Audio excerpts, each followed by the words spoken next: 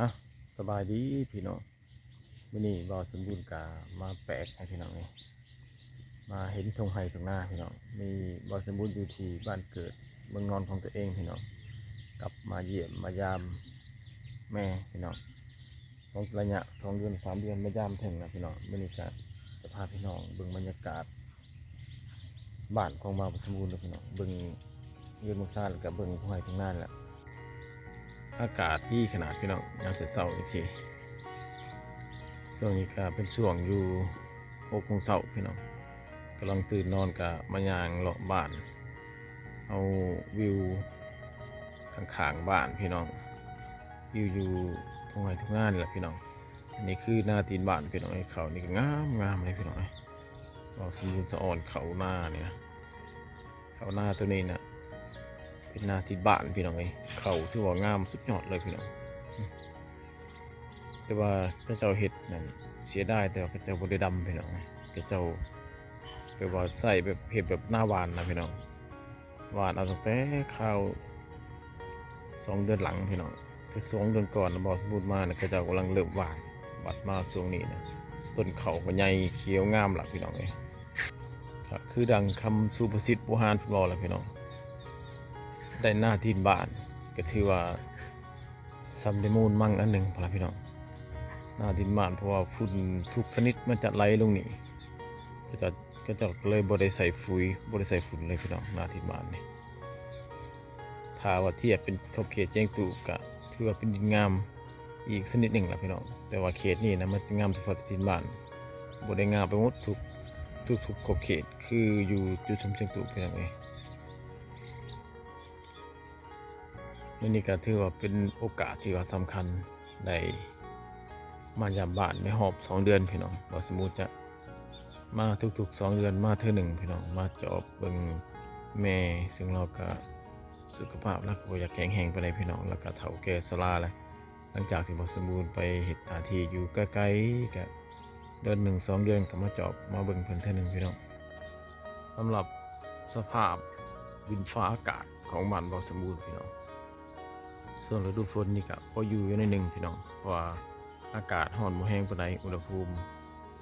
อยู่ที่29-33 องศาอยู่เขตบ้านวัดสมบูรณ์คันอยู่เขตเจียงตูบพี่น้องอุณหภูมิจะอยู่ในระหว่าง17-20 องศาเท่านั้นอุณหภูมิจะลดลงกันอยู่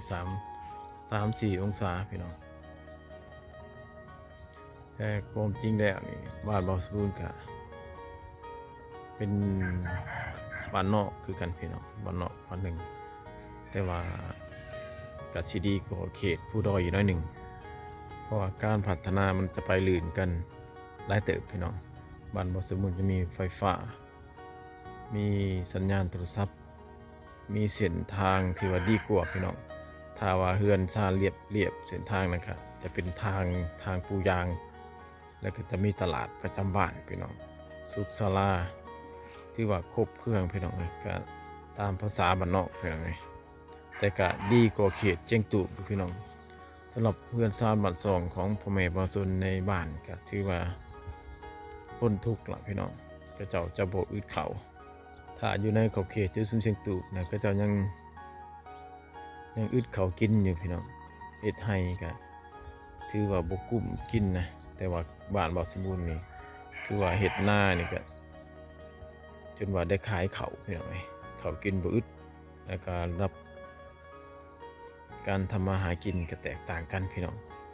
ส่วนหลายก็จะแบบว่าเรื่องเงินเป็นใหญ่พี่น้องบ้านบ่สมบูรณ์คือว่าการช่วยเหลือกันเฮ็ดให้สวนแบบอยู่ขอบเขตเจียงตูแบบหากันนะเขตนี้นะคือว่าปะไปโดนอะไรพี่น้องก็ว่าอีกอย่างหนึ่งว่าเป็นระบบเศรษฐกิจกระแม่นพี่น้องบ้านบ่สมบูรณ์ถ้าว่าหายังได้มาจากธรรมชาติจะให้จากหน้าปูปลาหน้ามันก็ส่วนหลายจะเอาขึ้นมาก็จะขายพี่น้องจะบ่ได้แบ่งกันกินคือขอบเขตเจียงตูบพี่น้องสำหรับเฮือนซ่านบ้านซองพี่น้องเฮือนซ่านนี่ก็ส่วนหลายจะเป็นเฮือนแบบทะลุมก่อทั้งเทิงใหม่อันนี้คือเจ้าจะนิยมกันเฮ็ด แต่เฮือนแบบนี้นะบ้านบ่สมบูรณ์พี่น้องถ้าว่าเฮือนใดที่ว่าเป็นเฮือนที่เก่าแก่ประมาณ4-50 ปีขึ้นหลังสุดท้ายจะเป็นแบบนี้แหละพี่น้องเขาเจ้าจะเฮ็ดทั้งเทิงใหม่ทั้งลุมกอแต่ก่อนบ้านบ่สมบูรณ์ในช่วง20 ปีหลังพี่น้องก็คล้ายๆคือกับพวกเขตเจียงตุนั่นล่ะพี่น้องเอ้ยเฮือนซ่านบ้านซ่องก็หลังก็บ่ได้ใหญ่แต่ก่อนพี่น้องแต่มาปัจจุบันนี่ก็มีการเปลี่ยนแปลงหมดทุกสิ่งทุกอย่างเฮือนซ่านบ้านซ่องเขาเจ้าก็มีการปรับปรุงบูรณะจากที่ว่าเป็นเฮือนแบบโบราณจะมาเป็นเฮือนแบบทันสมัยยุคใหม่แล้วพี่น้องเอ้ยเฮือนยุคเก่าที่ว่ายังหลงเหลืออยู่ส่วนหลายจะเป็นเฮือนแบบนี้พี่น้องเฮือนที่ว่าเป็นประเภทพาไม้เหี้ยก็ที่ว่ายังเห็นอยู่ส่วนหน่อยพี่น้องคือหลังนี้จะเป็นเฮือนแบบคือยุคเก่ารุ่นเก่าแล้วล่ะพี่น้องเฮือนแบบพาไม้เหี้ยนี่ก็จะเห็นแบบเฮือนครัวพระเจ้าล่ะพี่น้องแต่ถ้าเป็นเฮือนยุคใหม่นี่เจ้าบ่มีให้เห็นแล้วแบบนี้เฮือนปุ๊บขึ้นใหม่เนี่ยสลายจะเห็นเป็นแบบเฮือนกองแบบนี้นะพี่น้องถ้าเป็นเฮือนเก่ารุ่นก่อนก็จะปุ๊บแบบว่าก่อตารางกันถึงใหม่แบบนี้ก็จะบูรณะเอา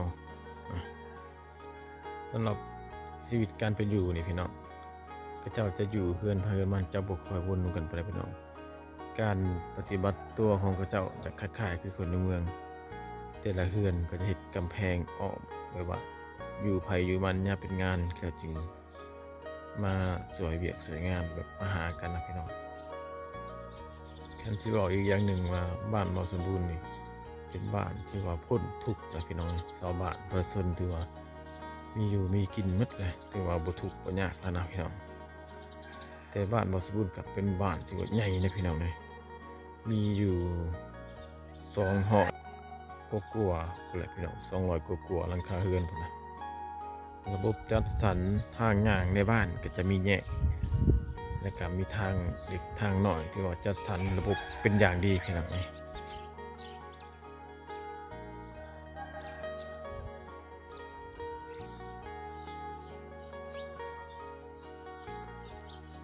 เอาล่ะพี่น้องมื้อนี้บ่สมบูรณ์ก็เอาบ้านของบ่สมบูรณ์มารีวิวให้พี่น้องเบิ่งพี่น้องเอ้ยหลังจากที่ว่าห่างหายจากบ้านจากเมืองไปหลายฝ่าหลายปีแต่ว่าก็กลับมายามทุกๆเดือนอยู่แล้วพี่น้อง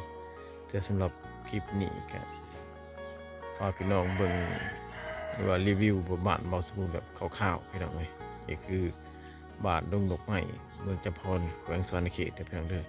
คือบ้านเกิดเมืองนอนของบ่สมบูรณ์แท้ๆล่ะพี่น้องเอ้ยสำหรับคลิปนี้ก็สิขอฝากไว้เท่านี้ก็อย่าลืมกดไลค์กดแชร์กดติดตามเจอกันใหม่คลิปหน้าพี่น้องขอขอบใจ